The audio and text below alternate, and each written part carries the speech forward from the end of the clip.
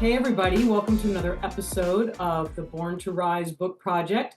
I'm here with one of our amazing authors. Her name is MaryJane Milici, and she is just a young woman that I've known since she was in the womb. Her mother's a good friend of mine, so I'm excited to talk to you today as an adult and hear more about how you are and what's going on in your life. So as we've done with all the other authors, tell me a little bit about yourself, MaryJane, and let people know something about you that's simply you. So I go by MJ in case anyone ever hears that. I'm the oldest of four. And just about 3 years ago, I was diagnosed with this mitochondrial disease called Milici. And right now, I'm writing a wee chapter about how that has affected me throughout my whole life, actually. So, Yeah. You were a Salve student for a while too, right? So you were living your life along like everybody else and doing all the sort of typical path, if you will, but your life has changed a lot, hasn't it? it was actually at Salve that I had my first seizure, and unfortunately, I only got to go for about a year and 3 weeks. Luckily, I'm still in touch with my college friends. So, but I still love Salve. It's really beautiful. Yeah. Yeah. Yeah.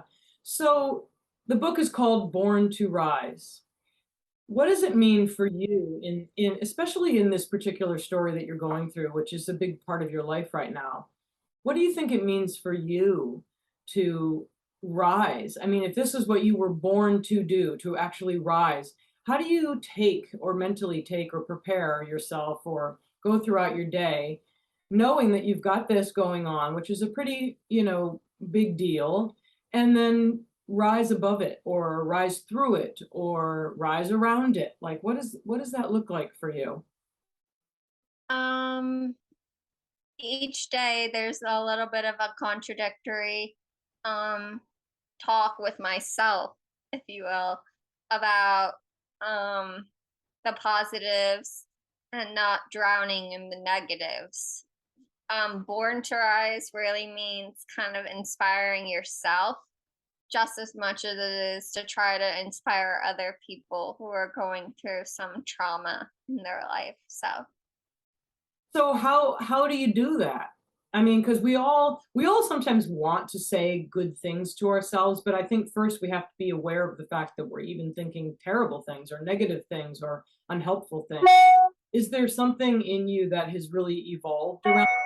Do you even notice your thoughts before this kind of thing was going on, or has this become a new awareness for you? um, although it's been around 3 to 4 years, every day is way different. It kind of was a snap of the fingers.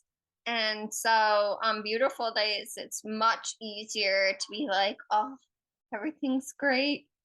Um, Stormy winter days, it's harder because you don't feel as good inside because the outside is much different. So to try to make yourself feel good inside, it's always a little bit of a struggle. So you just have to think about the little things like going out to eat or seeing that your little brother is already going to college when you're like, oh, I should be there, right? So Mhm. it's hard. It's the little things, right? Yes, for sure. I love that because even if we aren't sick, I think it's very important to be aware of those little things in life that make our life beautiful. It's really easy to focus on those winter days or whichever days make you a little more blue than others. And I know for myself, I used to not like winter very much at all. I grew up in warm climates most of my life. And it's really been an effort to practice loving winter And it was a total mindset shift. I really had to sort of, look at things differently and say, how do I make winter fun? Because it's a long winter, right? It's like, Yeah, definitely. yeah, Definitely. yeah. What's your biggest hope for yourself as you move forward in your rising? Like, what's something that you're really kind of focusing on? Is there anything in particular, or is it really a day-to-day experience for you? Well, it's certainly day to day.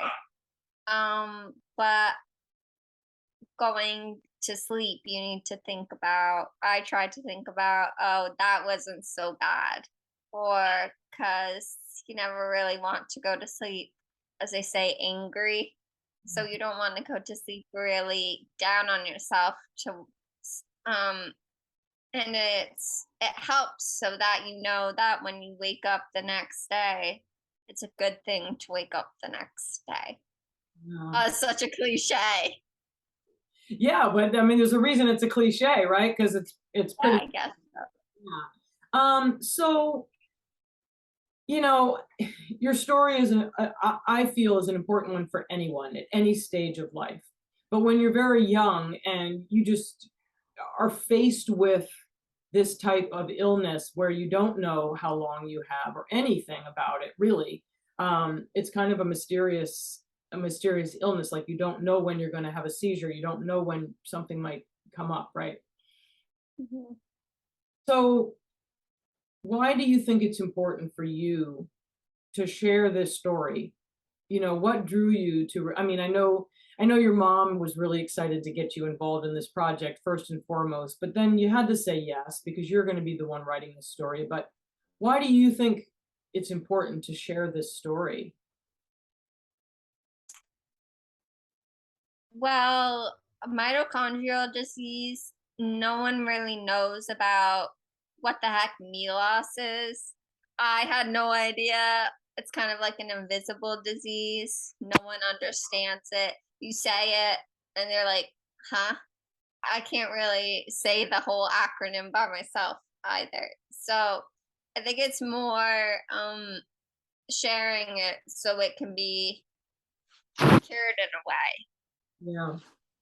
So a big part of that is um, letting people know so that we can move on from it. It's no longer something that can affect people. Yeah.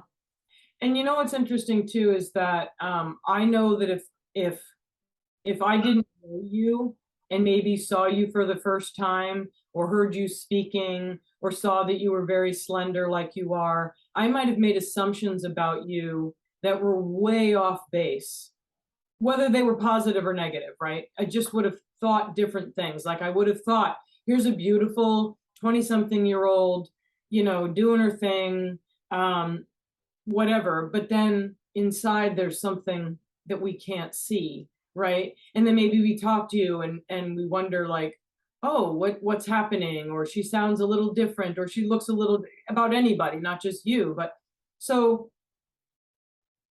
I think that if you're able to share this story, you're going to inspire people to remember that as well. Because you And are, go ahead. I think it's a little bit of closure too for yourself and other people that are a little bit similar, because saying it out loud kind of helps them with their judgment. Yeah, good point. Good point. Well, you definitely are a beautiful young woman. You're so strong. And I have to say, like, I think you're super positive about every time I talk to you, you've never said anything, you know, negative about anyone, much less yourself. So you're doing well, at least Thank you. part of it from the outside. But I am honored that you're a part of the program and part of the book project, and I know the rest of the community is too. So thank you so much for your time and efforts in writing. And I look forward to reading your story and really learning more about Milos. Is it Milos? Is it Milos? Um, See, I don't even know what it is either. But Yeah. Mitochondrial, is that it? That's the it affects your well, your mitochondrial, the powerhouse of the cells. So Oh, yeah, I'm still learning too. So yeah. and I'm so excited to read the book too. Yeah, So all the other stories, right. Well, it's been a great community, and thank you for sharing today, MJ, and we'll talk to you later. okay, thank you. Bye-bye.